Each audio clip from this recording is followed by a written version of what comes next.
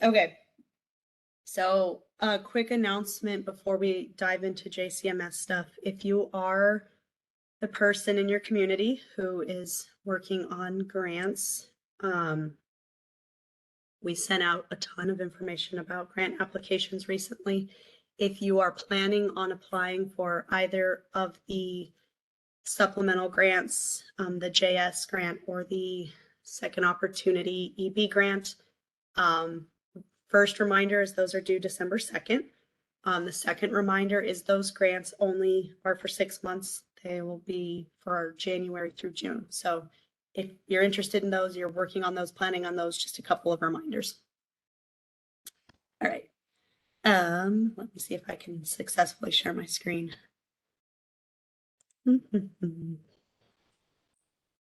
And not have to sign into, where's JCMS?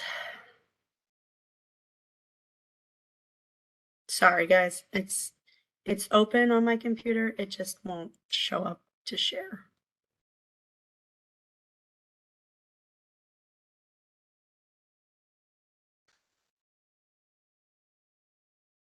There it is.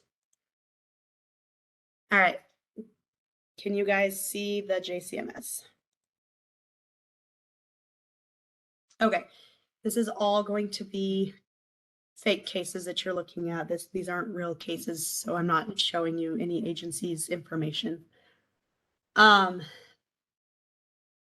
couple of these will apply only to diversion. A couple will apply to both truancy and diversion. And then there's one that's for everybody, no matter what program type you report for. The first one that has started to come up more frequently is deleting cases in the JCMS.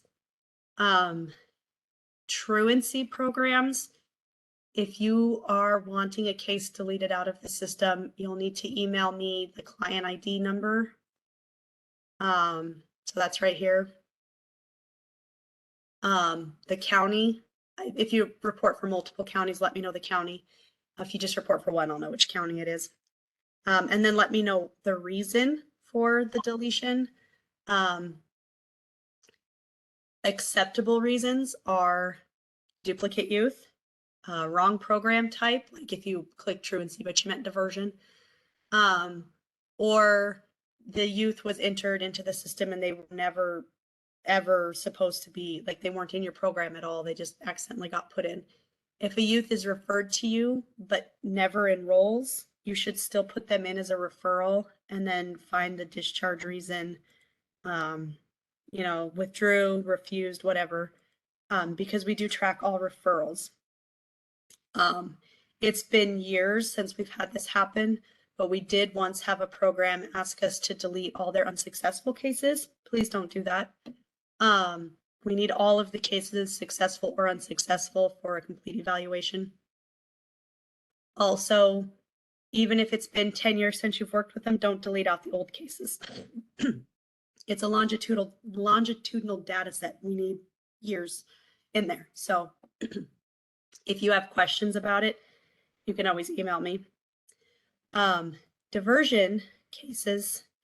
Diversion has the ability to delete their own cases. Leslie, I saw you're on here. You finally have this ability because for some reason you didn't, when everybody else did, but that's been resolved finally, thankfully.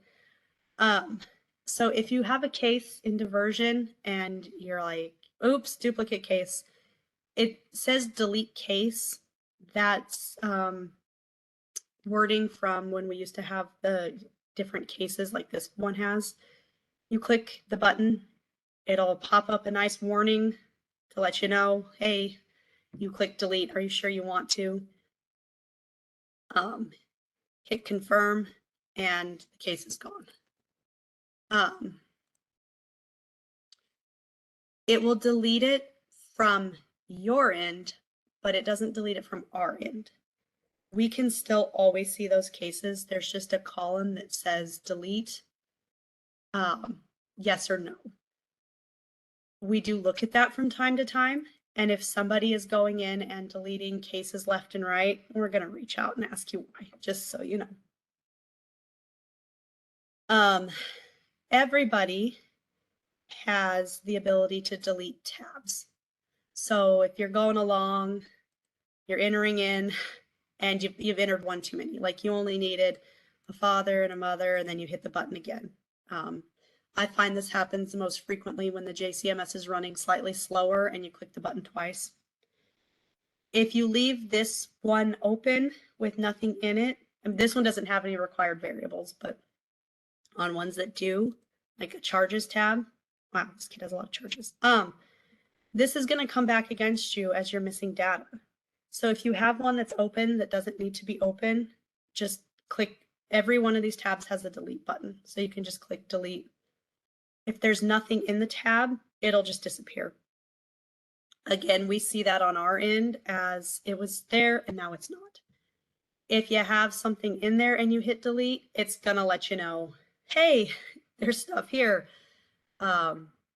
Just to double check that you actually need to delete it. I'm not going to delete that one. Any questions on deleting things from the system?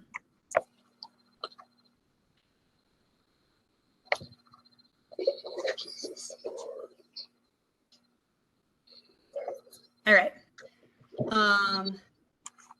While we're talking about tabs, I'm going to go back to a truancy case for this one, because it seems to be popping up more and more in truancy than diversion. You should have a pre-enrollment tab and an enrollment tab, at least one for every youth. You can always add more. Post-enrollment, if you get it, that's great.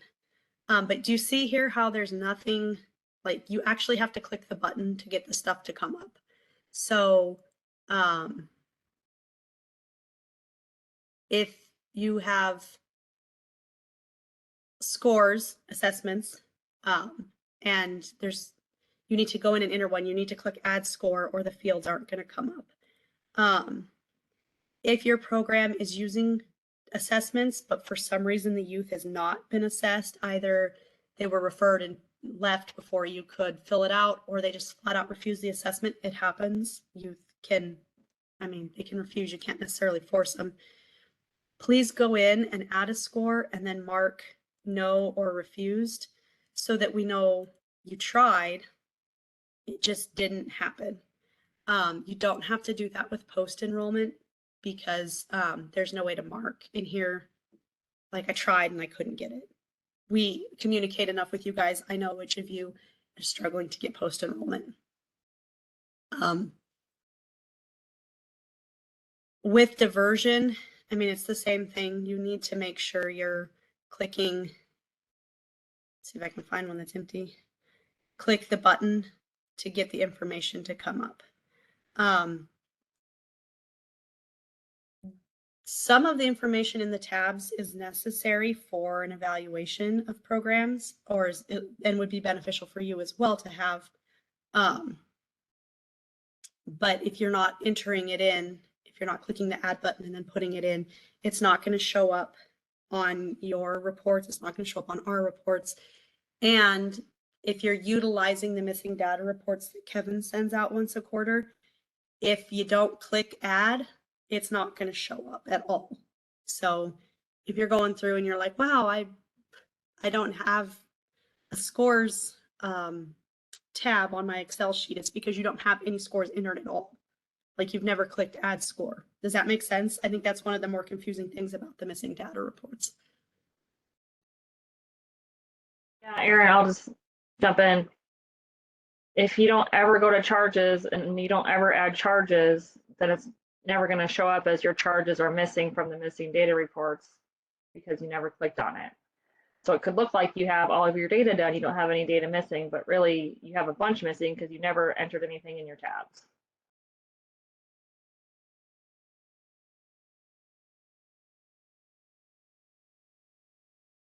Does anybody have any questions about that one?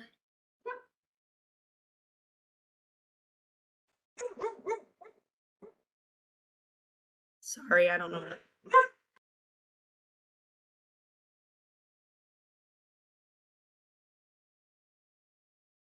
All right. Speaking of the charges tab,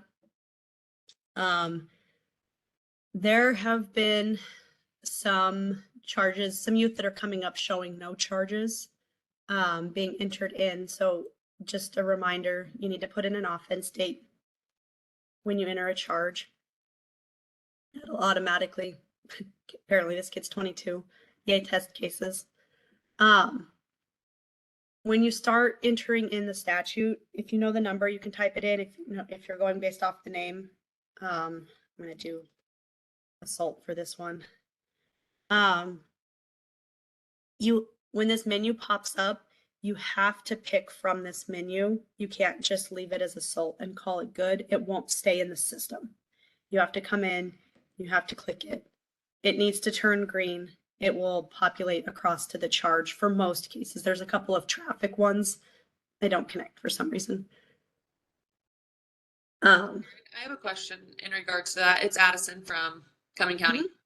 A few times when I went to put a statute in, like it'll pop up like Norfolk or Columbus. Is it okay if I just click on that and use that one because I can't find the charge anywhere or the statute anywhere else without it having a name attached to it or a town attached to it? If it's got the town attached to it, that's the city ordinance for that town. Right.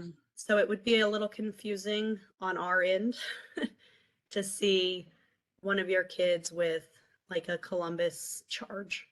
Amy, do you have any suggestions on that one? If you can't find your statute in there, give me a call and I can see if I can help you troubleshoot to find it. If not, if you have an offense and the only thing you can get to come up is the city ordinance from another city, then choose it. It's better to have the offense in there. It's the correct offense, it's just the wrong city. And it should populate to the charge. If not, then you can add it into the charge box as well. I would rather have loitering from another city ordinance than have it blank. Okay, because that's in the past I have left it blank and then I just wrote in the notes like unable to find this charge without a city attached to it. But then when those anomaly reports come out, it's missing data. So I just started clicking on the town because I was like, I guess had the same thought process. Well, it's better that it's listed than not listed at all. Yeah, I mean, when you write notes in that box, those notes are just for you. Like when Kevin runs the missing data reports, he's not looking at your notes. Okay. When JJI gets the data, yeah, JJI doesn't get the notes. So they would not get to know what you have in those notes. So only you get to see those notes. Okay, sounds good. Yep. And it can be, if any of you have ever watched the videos that I have made in the past at JJI about the charges and statutes boxes, it can be kind of tricky to find the statute. So it may take a couple of attempts to find the right one. And like Amy said, if you absolutely just can't find it, let us know.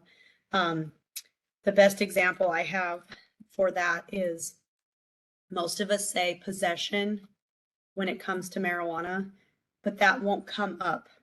Like you can see, we've got possession of a handgun, MIP, unlawful taking or possession of game. So there's some hunting charges in there. And that's because the it's possess in statute, not possession. But when you start possess, there's animal fighting, gambling devices, firearms. You got to go one more little bit to get to the marijuana charges.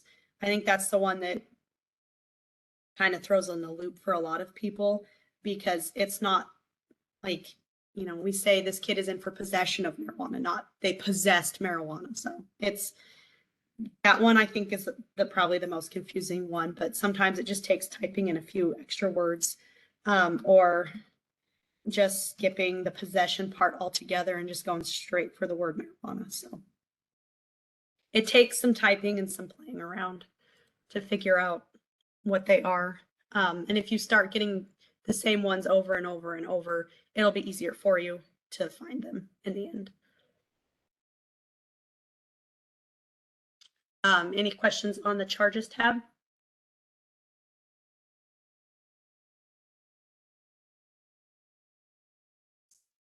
All right, something else that's come up recently with truancy diversion, very specifically truancy diversion, If you are a diversion program and you get a truancy referral, we need to put into the truancy system, the truancy screens, so that it can be looked at as truancy. Having the attendance pre-post to see if the truancy issues were resolved. So when you go into truancy screens, there is a truancy type field. You need to mark that as truancy diversion.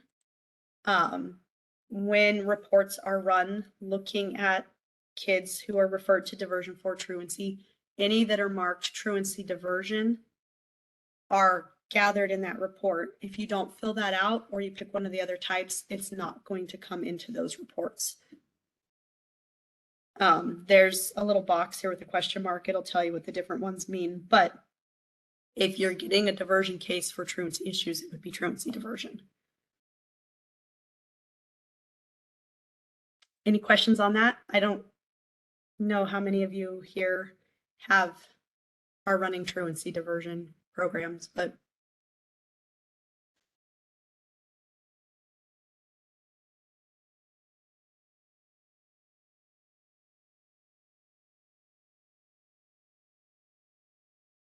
all right. The last thing I'll say about the JCMS then is in the next couple of months, the Juvenile Justice Institute might be reaching out to get feedback on required variables and discharge reasons. If you have feedback on the required variables or the discharge reasons, you can wait for them to reach out. You can email us now. If you want to discuss it now on this call, you certainly can. Just know that this is your opportunity to speak up and let us know. If we don't know that something isn't working or there's something that might need to be changed, then we don't know to address it. So we need feedback from those of you using the system on a regular basis.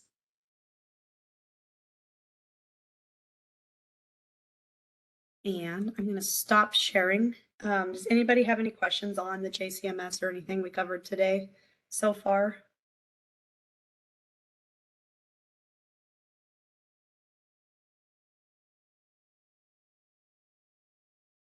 All right. Does anybody have any other questions about anything in general, diversion or truancy related or?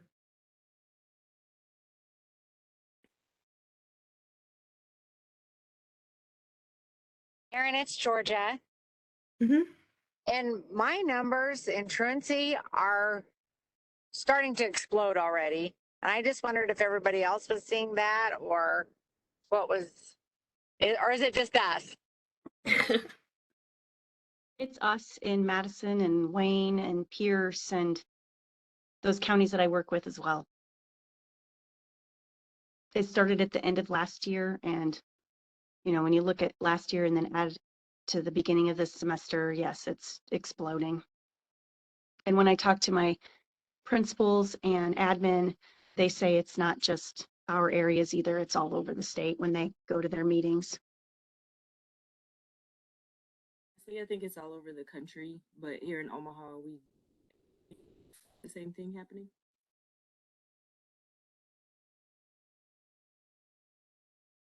I was talking with Jill from 4 County and she said the same thing last week. Numbers are up down there as well. Just add here at Goals, I started shortly before the pandemic, and our average student was missing 10% of school. And as of last school year, our average student was missing about 40 to 44%.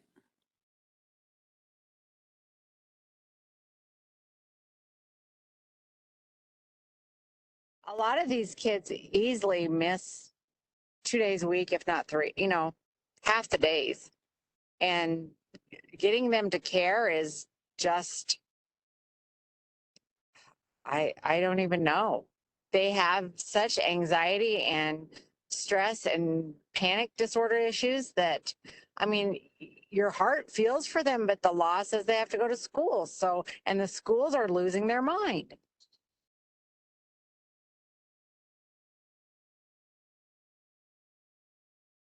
I was wondering if the anxiety had something to do with that because a meeting I was at recently, They said especially, there was a mental health provider there, and they said especially among middle school students, anxiety and depression numbers are just going up and up instead of leveling off like everybody kind of hoped they would by this point.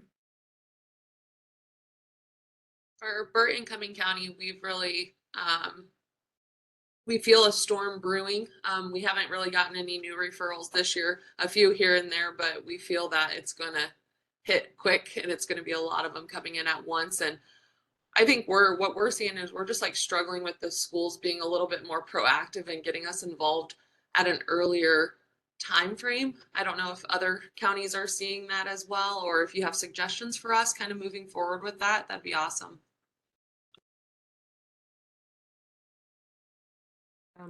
I can speak up for goals. Let me come on camera so you can see who you're talking to. Goals, we specifically work in attendance and we're system prevention. So this is all that we do. We love coming to these meetings to find out what's happening everywhere, because we feel like we have a good thing going here in Omaha. So you guys are always welcome to contact us or contact me specifically if you have questions like this, because this is all we do. I will say that we are experiencing the same things. Addiction is also up more, I feel like, with our young people. For us, we try to be very intentional and we go to the school and meet with the professionals when we don't even have a case assigned, or if they're working with one student, we'll spend a little more time kind of explaining our program, what we're looking for, explaining, the importance of the tier 1 and 2 tier 1 and tier 2 interventions. And we kind of ask them in that setting, are there kids that you have in mind now? Would you like us to talk to you about that case now before it gets bad? So we try and be really intentional with our partnerships with the schools, but we also experience them sending things a little bit later than we would like to. We have different program types, so depending on the percentage that a kid comes in missed, depends on which of our programs they go to. Our regular services is like under 10%, and that used to be all we did.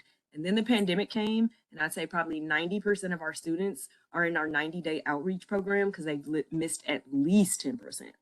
But I've seen kids miss pretty much since the pandemic started. I got a kid that missed almost 3 school years, and he's not on probation. So I think it's everywhere. Thanks, Lydia. I appreciate that.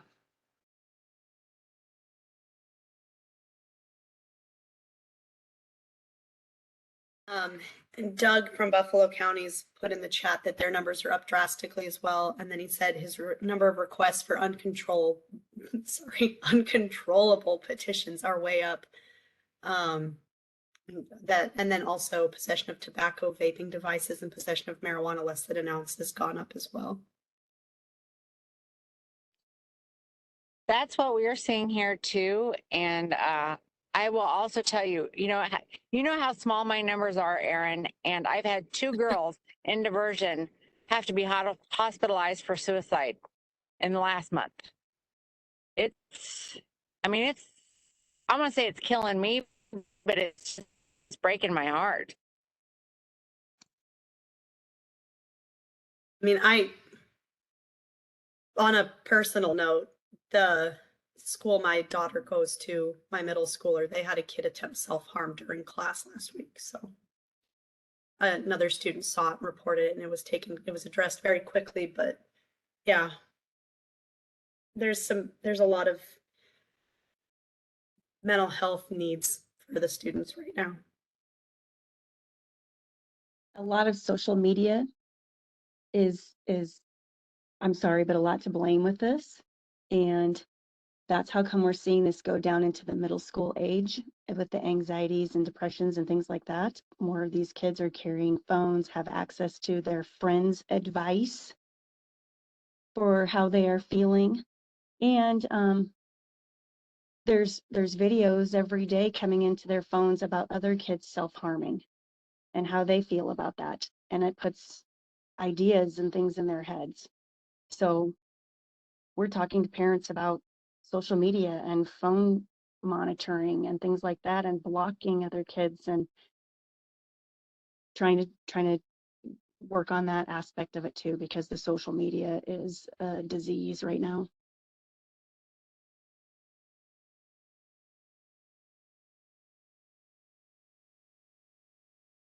And of course, being border counties, all the marijuana, the THC possession is just, and these, I try to talk to them about the harm that it does to their brain. They do not care. They just want to do their marijuana.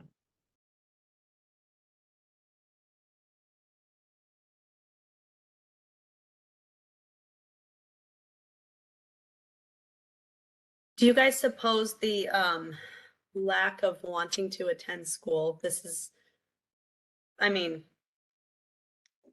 when I worked direct service 12 years ago, we had kids who would say, I don't need to go to school. I'm going to be a professional athlete. No, I'm sorry, you're not. But we had to explain to them, like, you can't be recruited out of high school for football. They can only recruit from college. So if you think you're going to the NFL, you got to get on the college playing field, which means you got to make it to college, which helped with some of them. But more and more, I'm hearing from my own kids and their friends and seeing it through social media, the disease that, you know, I'm on there as well. That kids just want to be YouTubers or influencers or social media stars. And I don't know if you guys are hearing that or seeing that, you know, I don't need to go to school. I can just, you know, play my video games and film myself and become a YouTube sensation. I agree. We see that here too in, you know, Madison and in the counties that I work with. And that again goes back to the social media aspect and the accessibility of the phones and all of the apps and things like that. You know, even though mental health has become, you know, not as taboo and it's out there, and so everyone's talking about it, but then because everyone is talking about it, everyone has it. So you have stars, pop stars and singers and things talking about depression and anxiety all the time, and then you have young youth, again, either having empathy for that singer or they are, you know, manifesting new things, ideas for themselves.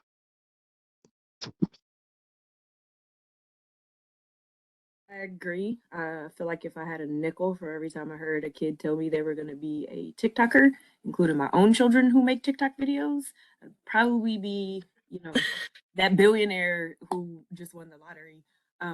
But I think for us at Goals, we try and build up the relationship between the parent and the student, and have those tough conversations. I think what's been effective, I always tell kids have a backup plan. I start showing statistics and like be like, go to the Play Store. You see how many people have this app? What's going to make you stand out over the other 75 million people who've downloaded it?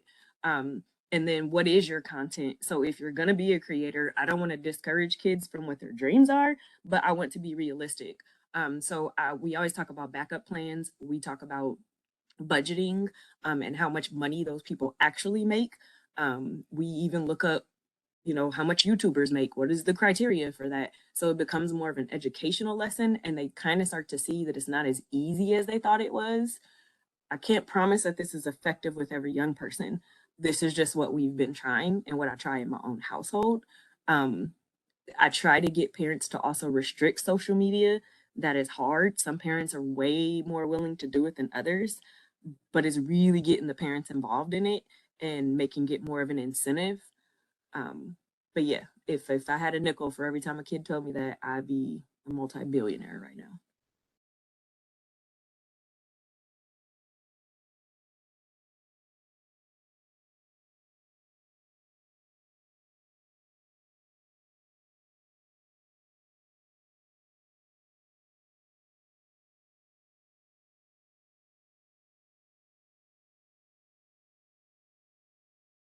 Does anybody else have any questions for the group? Issues in your community that you would like help of this collaborative with? And if you're looking for, you know, whether it's speakers or training or whatever, this sounds like this is something that everybody is struggling with. you know, if you've got a professional out there that can come and talk to us on ways to, you know, educate our parents in certain ways about their social media and what that responsibility is, and helping with the kids, you know, of why they aren't wanting to come to school, or the epidemic of everybody has mental health problems, and so now my kids have them too, or you know, just school, just resources to help to get, you know, kids, and ideas of how to get the kids to school, you know, those types of things would be helpful. You know, I work in the schools, and we talk about the 8 counties that, you know, that Addison and Allison and I work with. And here you've heard how many other people saying that they're struggling on ways to help schools and families to see the importance of the school, and the marijuana use that's giving them the lethargy to not want to go to school.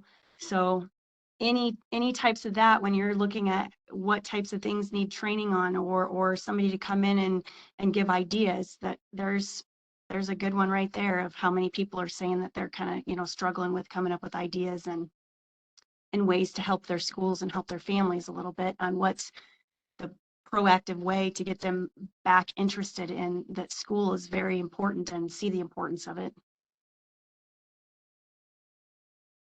Thank you for that, Carrie, because we are, I'm not sure how many of you are aware that there's going to be a statewide conference in June here in Lincoln.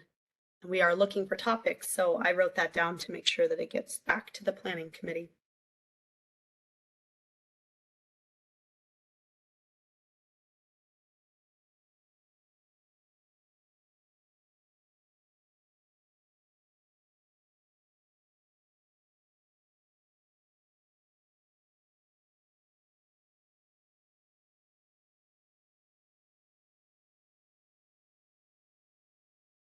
Hello? Mm-hmm. So while I have you on the deal, I'm afraid I'm going to cut out because I'm on the road to school. But so because my numbers are exploding, I'm wondering if we don't need to do an application for supplemental funds just for increased hours. And my question is, are either of those supplementals for CBAs?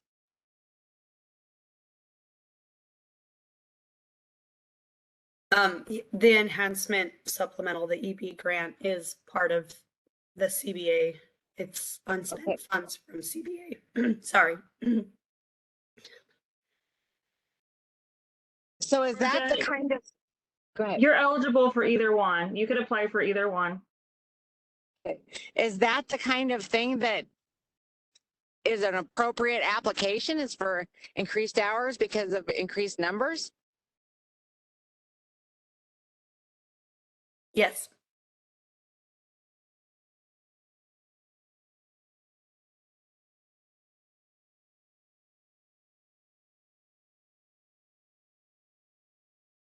That's exactly what we want you to apply for. We want you to see that you've identified an additional need in your community and you need these additional funds to get you through the rest of the fiscal year. That's exactly what we want you to be applying for. Well, I'll have to talk to the county.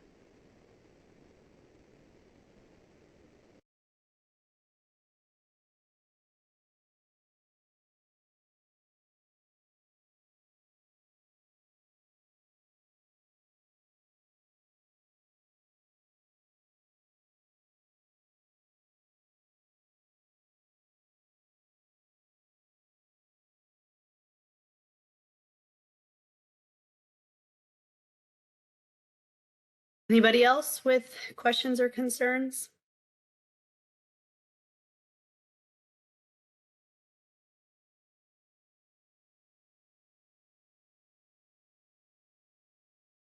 I have one more question. How do you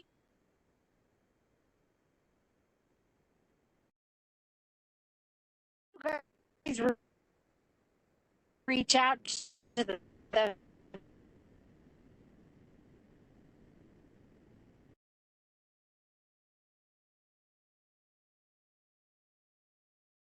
says I'm not allowed to go over to the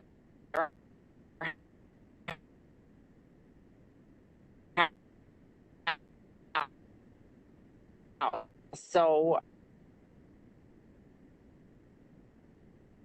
We lost you there, Georgia. It cut out quite a bit.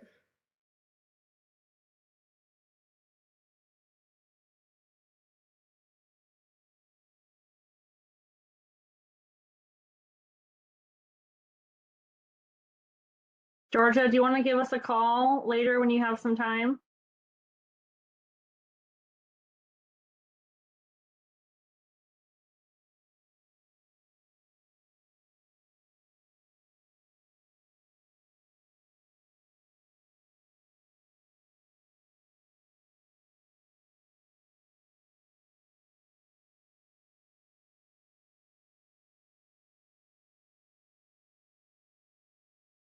I'll reconnect with her after the call.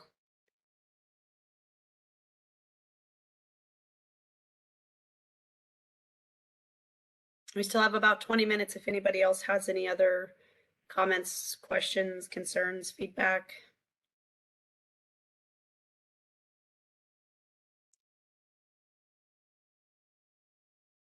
Vanessa had a good comment in the chat about asking the kids to fill their feeds with at least 5 positive groups, people, etc. that they can interact and learn from in a positive way. So that's what starts showing up in their feed instead. That's a good suggestion.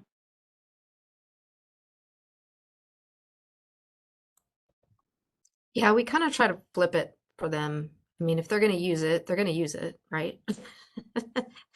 So if you're going to use it, you know, what are things that are going to help you during the day? If they're struggling with anxiety, follow somebody that has anxiety and is sharing their story about how they're overcoming it. I mean, everybody's on TikTok or whatever, you know. So that those are the things they see on their For You pages. It's not the negative stuff. But then we encourage them to interact. You know, you got to continue to interact with those pages or those people and not the negative. So how much did you interact with the positive versus how much did you interact with the negative?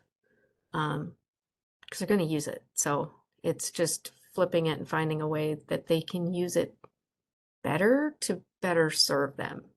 Because they also, that's where they get all their information. That's where they're going to find everything. And for whatever reason, they trust TikTok more than me sometimes, more than their parent, whatever. I just want to say I totally agree. I love this suggestion. Also, just since no one else was speaking and we have time, I want to offer a word of encouragement for all of us who do this work. We're in uncharted territory. There were a lot of things happening before COVID, and now everybody's recovering and everyone is seeing the outfall of what that really looked like. So hang in there, because we show up every day feeling defeated sometimes, climbing an uphill battle, but we're here and we're trying, and somehow, some way, things work out eventually. So just please stay encouraged. I just felt like I needed to say that to all of us. Thank you, Lydia. I agree. We very much appreciate the work you guys are doing for the youth in Nebraska, and please continue to do it. If we don't, who will? Exactly.